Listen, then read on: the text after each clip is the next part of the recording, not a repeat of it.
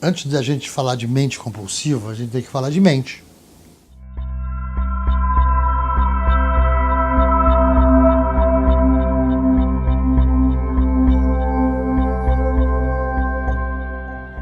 A mente normal funciona com prazer. A mente anômala funciona com gozo. É compulsão, fissura e gozo. O gozo te mantém no patamar. O gozo não é uma compulsão. O gozo é uma fixação patológica. Atração fatal. Há um objeto e eu simplesmente não consigo mais viver sem aquele objeto. As pessoas têm tendência à neurose, elas são de base, a base é neurótica. Justamente o trabalho, e conta-se com isso, que a tecnologia consiga apresentar aberturas, caminhos, fluxos, direções para retirá-las da neurose. É isso que nós falamos de compulsão, etc., que são coisas que ficam presas dentro de um círculo fechado, ideologicamente fechado, e aquilo, ao mesmo tempo que parece dar uma garantia para as pessoas, porque se é tudo em aberto, as pessoas têm que ter uma base. Tudo aquilo que oferece alguma espécie de prazer para o cérebro, como, sei lá, drogas, por exemplo, recreativas, né, tem uma função muito próxima daquilo que a técnica oferece quando a gente lida com realidade virtual, computadores, redes sociais. Tem um estudo inglês que mostra que os viciados em internet têm o mesmo anatomicamente e fisiologicamente falando o cérebro de idêntico às mesmas lesões de gente viciada em heroína e em cocaína. As mesmas lesões cerebrais. Tem 48 horas, 72 horas, o moleque morreu enforcado. Uma brincadeira de autoasfixia. Ele passava de fases no real. A mente anômala. Ele confundiu o real com o virtual. O que houve com esse moleque? Ele entrou na imagética da rede social e lá ficou. Essa questão da dependência, né, do vício, da adição, é bastante semelhante. A maneira como a vida, por exemplo, que a gente chama a vida real, em oposição à vida online, não gosto muito desses termos, mas essa distinção, em muitos aspectos, ela começa a se esfumaçar, porque muita gente passa a viver mais intensamente no mundo online do que na sua vida cotidiana, desligado desses mecanismos. E, assim, até certo ponto é inevitável, não tem como a gente voltar atrás, se eu vou viver uma vida sem técnica, sem celular, sem computador, isso está no nosso cotidiano, a tal modo que elas são extensões, né, do nosso corpo mesmo. Mas, de fato, existe, digamos assim, uma preocupação para que as tecnologias não, de alguma maneira, inviabilizem também as relações humanas diretas.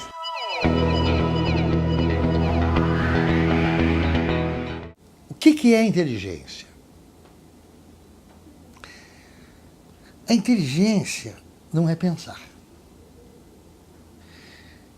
Você vai ser inteligente quando você pensar sobre o seu pensamento. Eu acho que a inteligência humana ela foi vista de uma forma muito objetiva e, a meu ver, equivocada até, eu acho, há poucas décadas atrás, né? A forma como se constrói a ideia de inteligência, eu acho que ela é multilinear. É difícil de captar, é como você captar um raio que está constantemente mudando, sabe?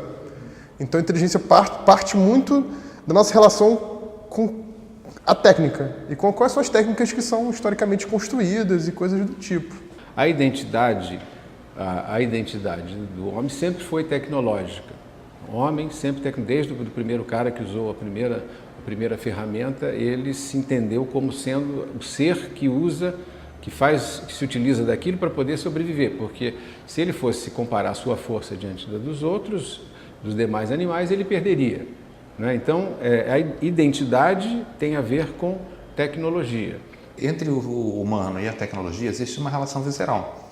O humano não existe sem a técnica, como a gente entende ele hoje, né? O conceito moderno de humano. E da mesma maneira como a gente cria uma tecnologia, essa tecnologia nos cria, porque ela rebate de volta sobre o humano e ela produz a nossa maneira de pensar, nossa cognição, nosso modo de lidar com o mundo. Então a tecnologia, eu diria assim, que é uma espécie de uma interface fundamental entre nós e o mundo que nos cerca. A tecnologia, quando traz os produtos que ela traz e cada vez traz mais, parece que há uma sintonia entre a nossa mente e aquilo que é produzido. Parece que a gente vê concretamente aquilo que funciona como aparelho mental. O caminho é que isso se aprimore cada vez mais, porque a nossa tecnologia hoje é carroça, é muito ruim. Nós ainda ficamos carregando essas coisas aí de celular, olhando em tela, tudo isso é coisa do passado. Eu diria assim que a aposta em relação ao futuro, né, da tecnologia é que elas se tornem cada vez mais invisíveis, porque elas já não vão estar mais, digamos assim, elas não vão aparecer em aparatos específicos, elas vão estar mescladas ao nosso cotidiano, vão estar na geladeira, vão estar na mesa, vão estar nos automóveis, né, no nosso cotidiano de uma forma tão integrada que a gente não vai mais vê-las como algo que está aparecendo, elas vão estar no fundo do mundo, digamos assim. Certamente acabará esse deslumbramento com a tecnologia, né? Será algo comum. Qualquer pessoa que tem mais de 20, mais de 25 anos, naturalmente se assusta com a mudança de paradigma e tende, por comparação, naturalmente, a imaginar que hoje as pessoas têm uma relação alucinada com as tecnologias. Talvez as próximas gerações encarem esse uso que nós hoje classificamos como excessivo, como algo natural, porque eles terão visto a vida inteira essa experiência de mundo, né? Nós achamos que é excessivo porque naturalmente nós estabelecemos uma base de comparação com um período anterior à inserção e à popularização das tecnologias digitais.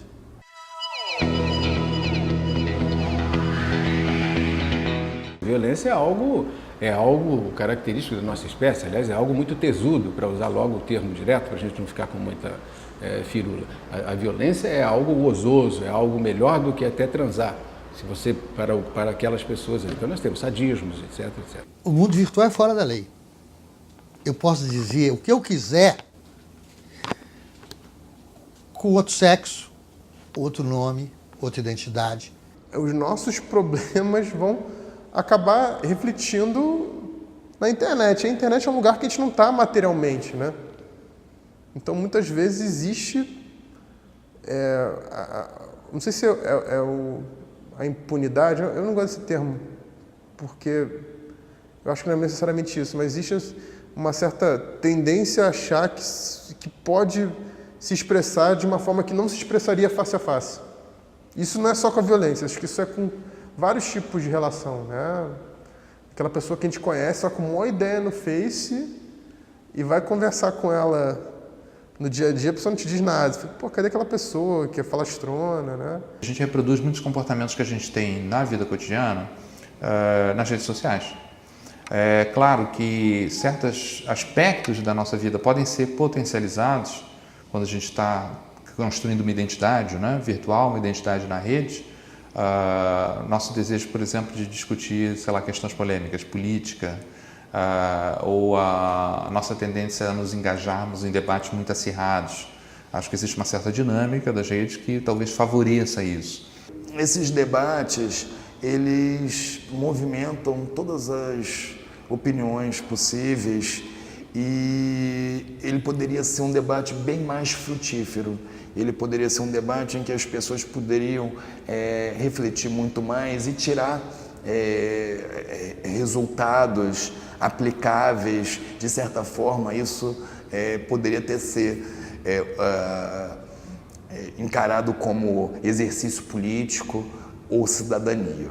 Mas a gente vê que a internet ainda se presta para muita besteira, se presta para muita coisa inútil, para muita inutilidade. Não é culpa da internet, não pode botar culpa na internet. É culpa de quem utiliza aquilo, né? De como utiliza.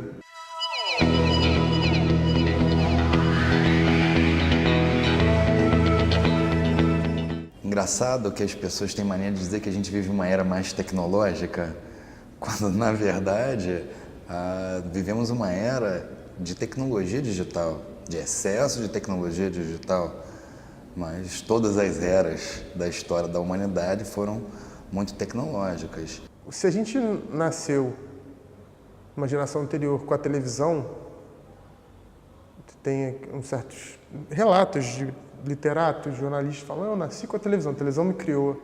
Hoje em dia, talvez, os meios digitais são os que estão mais presentes, né? A minha sobrinha, que tem 10 anos, ela tem um iPad desde os 3. Isso tem uma relação com a questão cognitiva dela. Como a gente desenvolve ou constrói a nossa memória, ou a nossa construção de memória própria, ela é diferente geracionalmente, né?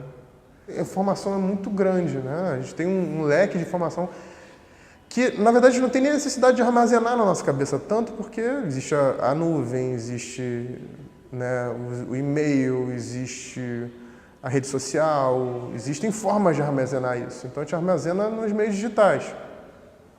A gente tem uma construção diferente da memória que não é a mesma que outrora. Os que estão nascendo agora já nascem imersos na tecnologia. Então eu não sei quem vai criar quem.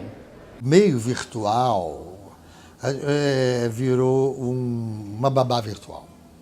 Hoje em dia o filho não dá mais trabalho. Por quê? Papai e mamãe chegam em casa e o moleque está brincando. Que maravilha.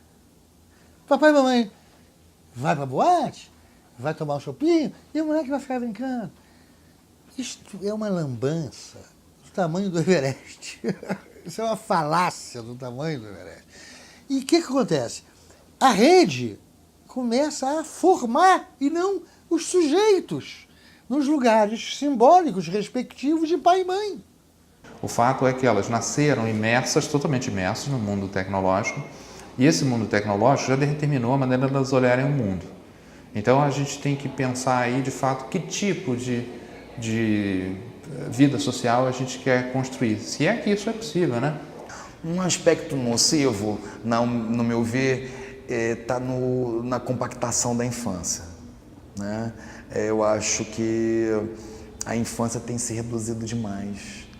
O acesso à informação tem provocado um amadurecimento, tem provocado uma diminuição de um tempo inocente. Mas a verdade é que você pega crianças com 8 ou menos, ou 10, 6 anos, não importa, com reflexões, com compreensões, com análise de mundo que não combinam ou não combinavam com as expectativas que eu tenho de ludicidade, de visão de mundo da criança.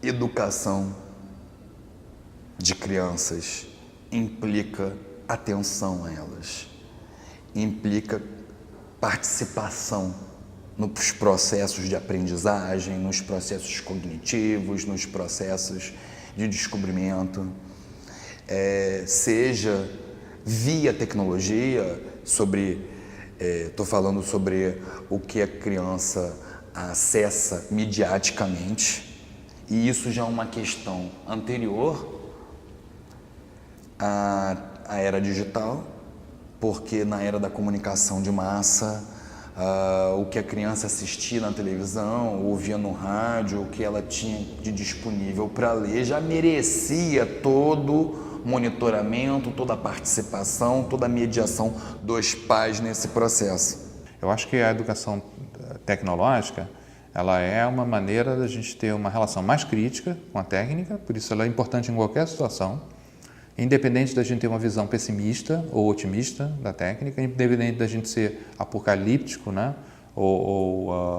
Digamos assim, integrado em relação à problemática tecnológica, mas ela é útil nesse sentido em que nos permite, pelo menos, ter uma conexão com os aparatos que seja de uma ordem mais criativa, que a gente não seja tão passivo, que a gente consiga usar essas técnicas de uma forma que, por exemplo, libere nosso tempo, que nos permitam sermos mais ativos, né, mais criativos no mundo.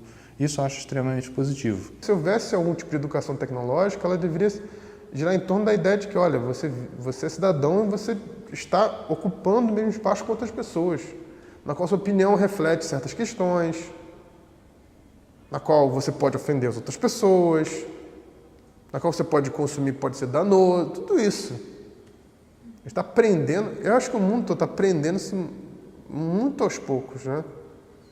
Sabe? Então acaba se potencializando tudo isso, né? A educação, aliás, a educação é tecnologia, a educação não é outra coisa, não existe isso. Né? Porque como você vai aprendendo matemática, tudo isso é tecnologia, que você tem que aprender. Então, a espécie, para que ela possa utilizar das suas possibilidades, ela tem que ser educada para isso. É preciso que haja uma instrumentalização tecnológica cada vez maior, coisa que é muito pouco ainda. Acho que em termos de média do mundo, você imagina hoje a população de 8 bilhões, 7 bilhões, 8 bilhões que nós temos, quantos desses 7 bilhões nós estamos falando, quando nós estamos falando de tecnologia? 1 bilhão? 2? Não sei. Dizer que a gente é muito jovem na era digital. Eu acho que a gente ainda vai errar um bocado para aprender com os erros. Isso também é uma contingência histórica do ser humano. É preciso, às vezes, conhecer o pior do que uma tecnologia pode oferecer, que um dispositivo pode oferecer, para poder aprender a lidar com ele e lidar melhor.